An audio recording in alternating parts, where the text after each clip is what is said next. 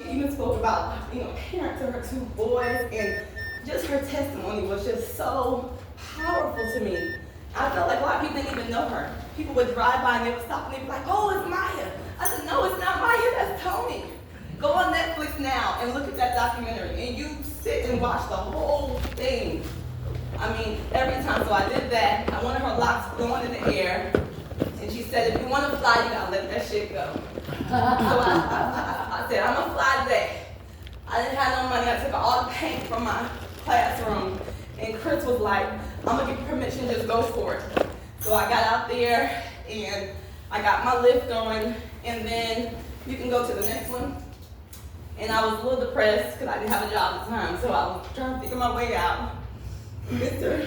Charles, he comes to my lift, and he's hanging on the side of my lift for about 30, 45 minutes. And Mr. Charles walks all over Atlanta. Some of you probably met him. Sometimes he has a sheet around his bottom, sometimes he has a blanket. He is so profoundly, when my grandmother used to say, "Be kind to everyone because you never know who you are walking amongst." This man spoke into me so hard. I was on the lift crying. I was mixing up my pain. He starts to recite pieces of, I might say this wrong, Desderada. He said, "Have you ever read it?" I said, "I think so. I feel like something they taught us at Hampton at freshman year, but I don't remember it." So I said, "When I get home, I'm going to go do it." And he was so kind and so humble.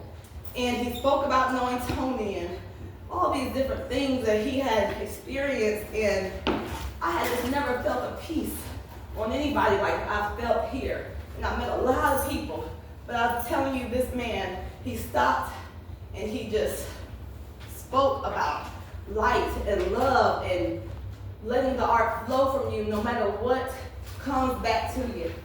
Just being able to put that light out. And it was just a beautiful experience for me. I hope that everybody gets to meet him. Well,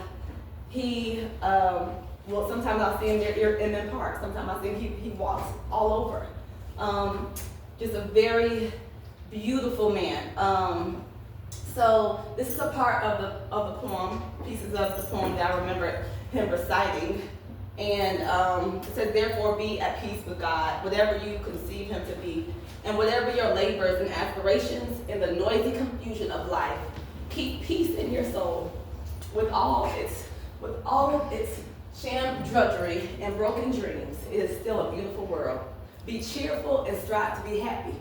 Mm-hmm. When he did that, I said, "Man, this man has nothing. He doesn't have a home. Doesn't have clothes," and kept apologizing that he was speaking to me without a bottom on. And I said, "It's all right." He was depositing something into me that I couldn't even give to him at that moment. So we can go to the next slide. This is I want to blow up my painting. So I went home and I painted Mr. Charles. "Mr. Charles, I'm gonna take a picture of you sitting here on my lift." And you can't see all the painting because I had bottles of paint here. But I said, "Mr. Charles, I'm gonna take a picture of you. And I want to take it home and make a painting." So I did it on a big canvas. And I take scraps of fabric that people throw away from the zero landfill, and I put them on the back of the paint.